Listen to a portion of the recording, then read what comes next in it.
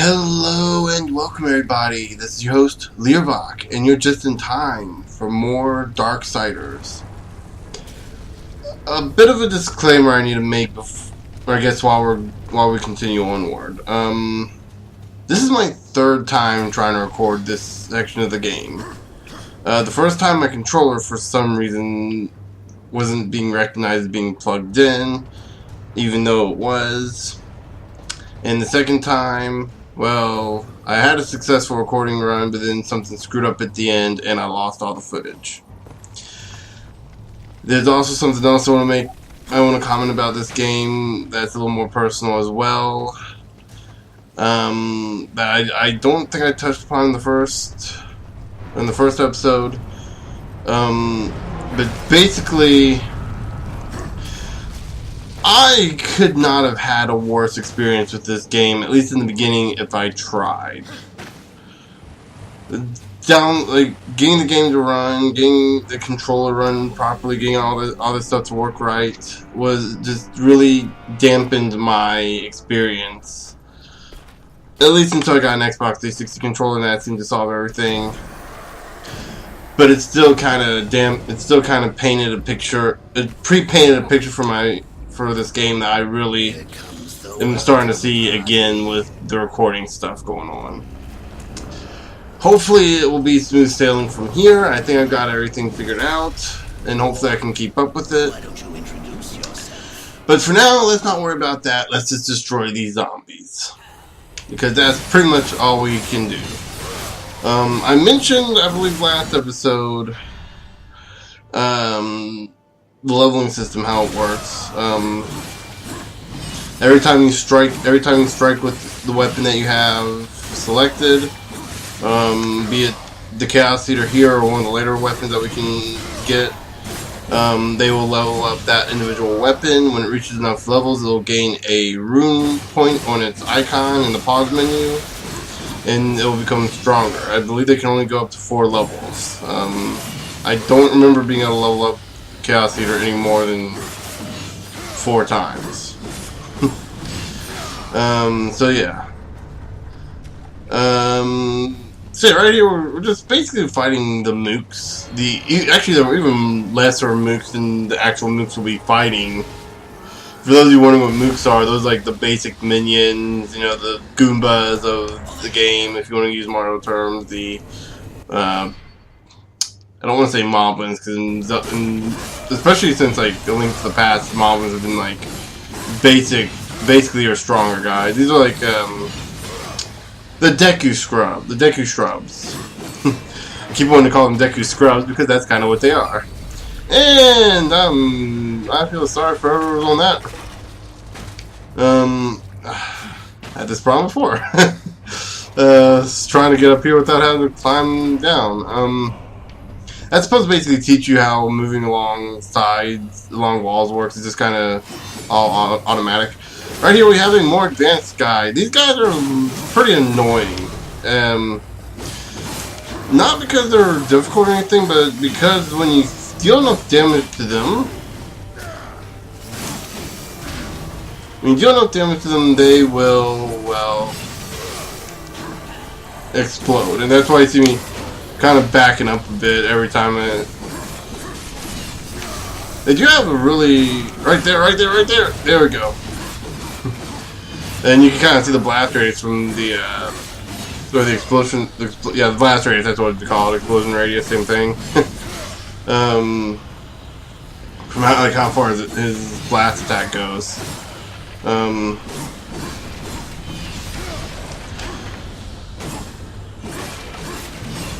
Right up there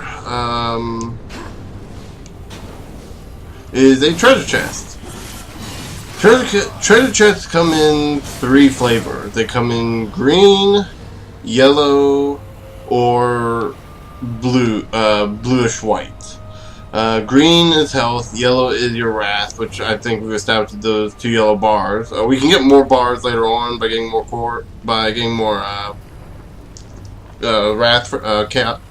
wrath fragments, excuse me. I don't remember what it was called. In forming a wrath core. I mentioned this before. 4 wrath cores equals 1 wrath bar. or four pieces equals 1 core equals 1 wrath bar, and 4 skulls, 4 skull fragments equals 1 skull equals 1 more life bar. So yeah, the analogy to Zelda is very much. I mentioned this the last episode that I kind of feel it doesn't feel that much like Zelda, but in all honesty, the more I start thinking about it, yeah, it's not an incorrect statement to make. However, it does make a lot of improvements and differences upon Zelda that could also be confused for other games, such as like God of War, which is basically just, you know, again, another Zelda type game, just more action based than it is puzzle based, kind of like what this is. That said, unlike God of War, I can actually tolerate a game like this because they split up the action and puzzle segments more easily, and the story is at least not about some angry emo kid who is just perpetually angry. Like, seriously, that's pretty much what Kratos is. At least to me, anyway. I'm sure I'm probably pissing a lot of people off by saying that, and you know, oddly enough, I don't care. Seriously, I seriously don't care that I'm pissing off a lot of people from saying that. In all honesty, War isn't too much different, but he's not. He seems to at least have fun in some parts. He seems to boast a lot more than Kratos does. Kratos is just like, I always get the vibe like, I'm angry, I'll destroy you, rawr. And he's like a very unlikable guy. Like, look, in all fairness, I do know what happened at the end of the 3rd game, and it is kind of all his fault. Like, pretty much everything is kind of his fault. If I remember correctly anyway, and I'm fairly certain I do. In this, it's just War trying to clear his name, and, you know, he's at least having fun with it a little bit, you know. He at least tries to make some witty remarks. DarkSiders 2, they do a better job of dealing with that and making the writer you play in that game a lot more enjoyable. And I'm certain if we ever got to see a game based on the other 2, they'll be even more fun. And I'm doing a very poor job of dodging this guy right now. Okay, so right here, if we press LB. LB? Yeah, I'm actually having to look on the control here. If we hold LB, you can see we bring up our spell menu, or spell and item menu. I mentioned the last episode how to equip new spells and items.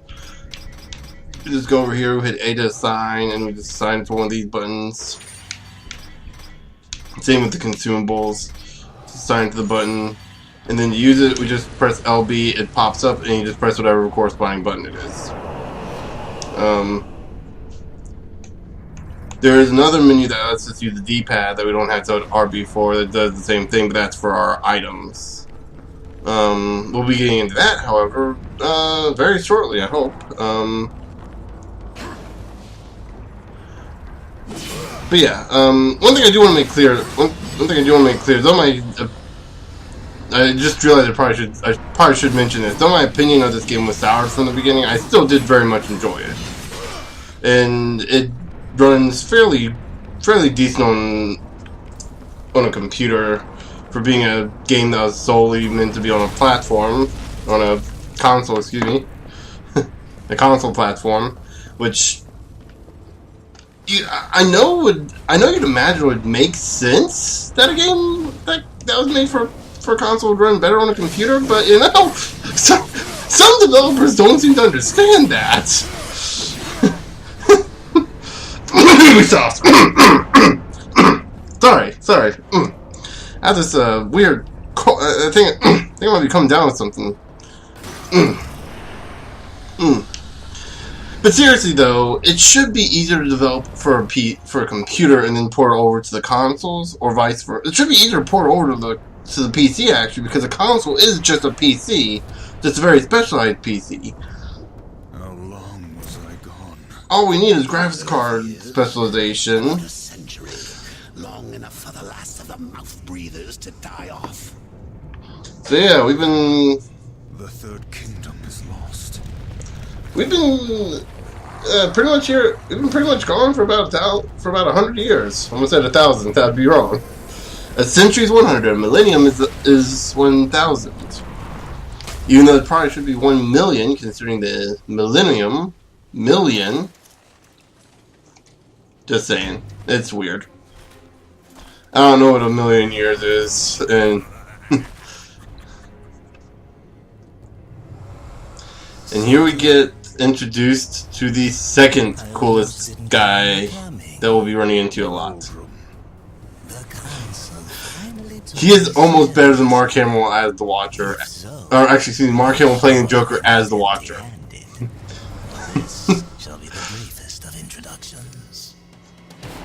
If anything, it's kind of like a demonic, hold on. Kind of like a cross between Jafar from Aladdin and the merchant from Aladdin. I mean, this guy is the merchant, is our merchant for the game. We do buy stuff from him. Dark. That's all I can say about that comment right there. That was just, wow. So that means that we, somewhere amongst the zombies, we had to have killed a few young kids that had been zombified. It's kind of a little terrifying when you think about that, isn't it? Besides, the way to the tower is shrouded by demon magics. Even I do not know the way. Who does? Feed my hunger, and I'll feed your curiosity. So yeah, he's our merchant. I believe, can we buy stuff from him? No, I don't think we can. No, we can't. Okay, so we need to get our you got Horde Seeker. Towards the end of every dungeon, you can find a chest that contains a Horde Seeker trinket. This will reveal all the treasures on the map for that area.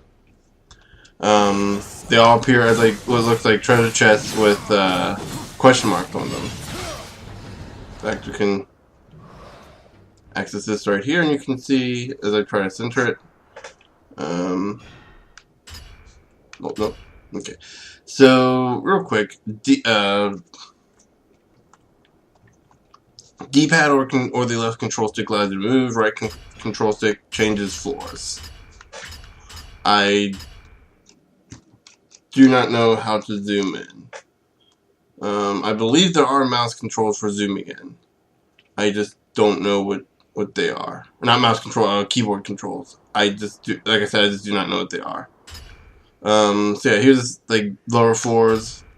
The little icon on the side, you can see what floor we're on. You know, the little flashing bit is what floor we're currently on. The little grayed out bit is the floor that we haven't explored yet. The not as grayed out area is stuff that we have, is the floor that we have explored. Where is it? They both might be the same, and my eyes just might be playing tricks on me, I'm not sure. Either way, grayed out bits on the map are stuff that we haven't explored. Blue and white areas are areas that we have explored. I believe white areas are higher up areas that we can't technically reach. And, you know, going up higher on the map means you're going up higher in altitude. Lower, yeah, lower. You get the idea. It's like Zelda. I've been trying not to make that comparison, but yeah, it's pretty much Zelda. So right here, what we can do is we can just keep attacking zombies and demons and stuff that we'll be running into on this area until we get 500, or we can do some exploring, go around, look for treasure chests. I'll suggest actually ignoring the health ones in this area for now. Though for later dungeons, I would definitely recommend. And one thing I want to make a little more clear that I didn't make clear, and I messed up on the last episode. The way you build up Wrath is you get it off of every enemy that you kill. Or not every enemy, but most of the bigger enemies that you kill, you get a little bit of wrath. This becomes frustrating to deal with when you have to kill enemies and you want to use wrath. There's a trinket that we can act. There's not a trinket. There's a I guess you call it a trinket that we can buy from Volgrim that will actually let us gain it every time we hit enemies. Actually, it'll make it recover naturally over time. Excuse me. I'm trying to remember this stuff off the top of my head from, well, a night ago. Yeah, if you guys know how my memory works, it's like a goldfish. And yeah, I'm aware this is a block of ice, or ice spires, and we can't break it. We'll get an item later on that lets us deal with that. I believe that's going to be two major dungeons from now. So I think it'll probably be like 4 dungeons in total. 4, 5 dungeons maybe. But anyway. Actually, I probably shouldn't be saying that, because I might be wrong. Because I was wrong about another item when I was talking about this earlier in my first take. Right here on the map, you see this green little icon on the map. This is actually something that we can get. I'm actually gonna get that after I get this. So right here we have some souls. We don't have nearly enough yet. But right here we can go to go into water. We can press B or Y or A instead of Y if you so want to. B descends, Y and A ascends. But anyway, right here we got this little thing here, an artifact. There are several artifacts. There's soldier, general, and then there's one other I don't know of. There's only one of that artifact, but there's like 8 generals and like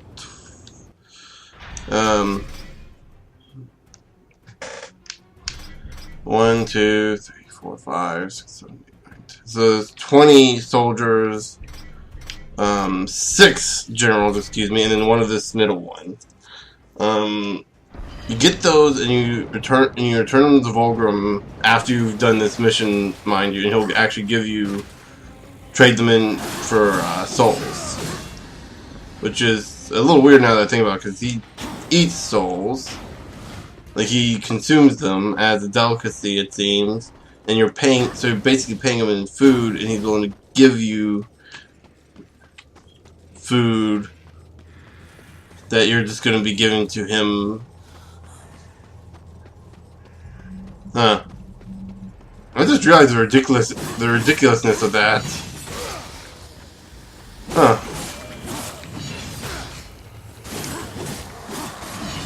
So yeah,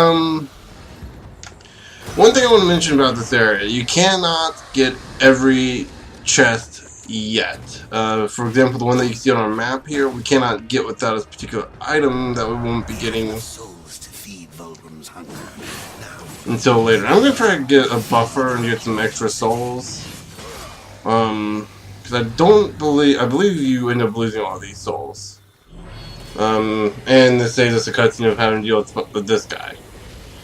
You got a new enemy type, and we're gonna be learning about blocking. Basically, you press the dodge button without, you know.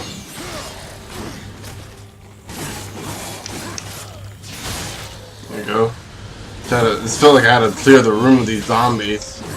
You get really, really obnoxious. And there you go. Right up here to say, oh, yep, it's a soul chest.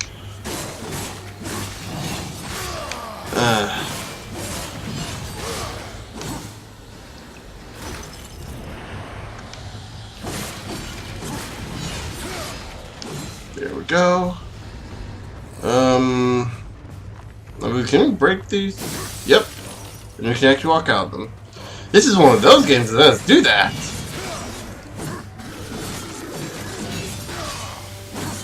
And there we go. Finish them off with the quick time event move. Just to let you know, the game does support Rumble. Does support Rumble feature. So if you hear my controller rumbling because I put it to have my, I'm literally sitting my hands on my desk then yeah, that's why.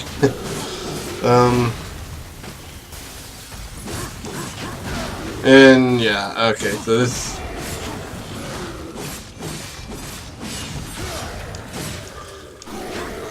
Let's pull him back up. Excuse me. Ooh, a guy can insta-kill. There we go. Thank you. Yes, did me a favor by just dodging that from my hand.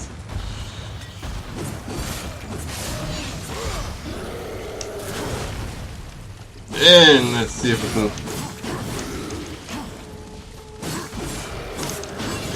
One thing about blocking, these guys, certain attacks cannot be blocked. Most of the smaller enemies you can indeed block. Again, just press the RT button, RB, whatever it is, RB, the bumper. Yeah, I think it's the bumper. It shows you how little I know about. It's R1 for those who are familiar with PlayStation controllers. I don't get the right button and then trigger. Once, Samael was close in power to the Dark Prince himself. That's good to know. Say, a threat. You will find he is no friend to the Destroyer. Seek me out when you've gathered more souls. I will make it work. Indeed, he will. Because now that we've finished this mission, we can actually go back and talk to him. On your journey, you may come into And this will come up the first time you bring him with an artifact. interest to me. Artifacts of the Fallen Legion. If you discover any Legion artifacts, bring them to me. I will make it worth your while. So yeah. So you got the Earth Caller. This would pop up normally if we just played through the game normally. I'm going to be saving up for that scythe. I'm going to be saving it up soon, but the first thing I'm going to get.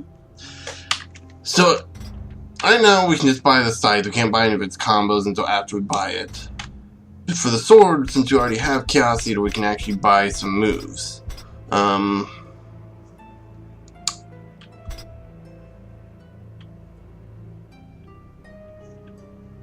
Ooh, that might be worth it.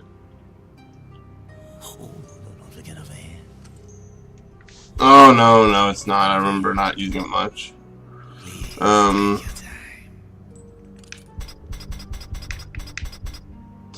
Yeah, I think I'm gonna get Demon's Edge. I got that last time and I was using that a lot. Right on this icon, we can actually upgrade our moves, buy new moves, or eventually buy other new moves. I believe Immolation's a pretty good one. But yeah, these are all moves that use Wrath. Drains Wrath while active, it slowly drains the Wrath away. And here we have items. This is the item I was talking about earlier. Generates Wrath naturally over time.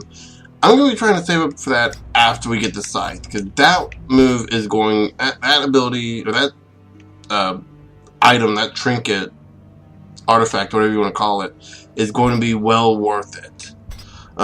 These two items here, whenever you get stuff that has like slotted bonus on them, you equip them to the weapon, and they are active on that weapon. Some moves like Weapon Master only affects this certain selected weapon, whereas something like Bane affects everything all around. So yeah. So once you save up for 1,000, we'll be getting the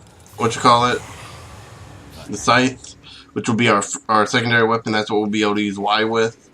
And right here, we're gonna be learning how to gear up real quick. So yeah, basically the gear up is the same way you do with your consumables and your abilities. You just assign it to one of the D-pad buttons. You can't assign it to the bottom one for whatever reason. So we'll go ahead and assign this to the top. So we can push the button, and whichever button it is, you can see it selects it. And now if we hit RT, we can actually... What would you ask of this home? there's no enemies to use it on.